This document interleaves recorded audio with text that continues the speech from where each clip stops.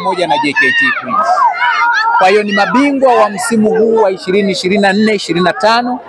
JKT Queens inakwenda kuliwakilisha taifa katika mashindano ya Sekafa, na ni timu pekee yenye sifa ya kipekee katika mashindano haya ya Sekafa, nikimaanisha kwamba ni timu ambayo ndiyo timu pekee ambayo imetwaa kombe la Sekafa nje ya nchi yake, na tunaamini na tunaahidi ya kwamba tunakwenda katika mashindano ya Sekafa, tutakwenda kufanya makubwa na kombe litakuja hapa, kwa sababu tunayo sifa na heshima hiyo.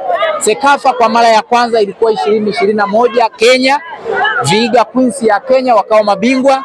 2022 ilifanyika Tanzania pale Chamazi, Simba Queens wakawa mabingwa ndani ya nchi yao.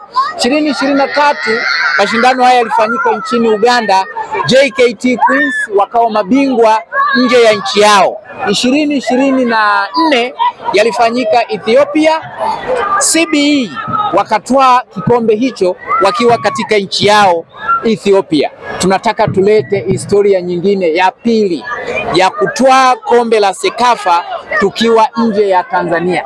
Tunaamini mashindano haya yatafanyika nje ya Tanzania kwa msimu huu, na tutakwenda kutwaa kikombe cha mashindano. Mashindano ama ligi hii haikuwa nyepesi, ilikuwa na ushindani mkubwa, na ndio sababu bingwa amepatikana kwa tofauti ya magoli. Hayakuwa magoli machache, ni magoli mengi. Tumemzidi Simba Queens zaidi ya magoli 22. Kwa hiyo ushindi huu si mwepesi. Hii inaonyesha kabisa kwamba tuna mastrika wa hali ya juu wenye viwango na ubora ambao kwa kweli umeimarika. Kumbuka JKT Queens ni timu ambayo ina wachezaji wa Tanzania watupu. Tunashindana na timu zilizosheheni wachezaji kutoka katika mataifa mbalimbali, na hii itoshe kusema kwamba Tanzania tunao wachezaji wenye uwezo mkubwa sana kuliko wachezaji tunaowakimbilia kutoka katika mataifa ya nje.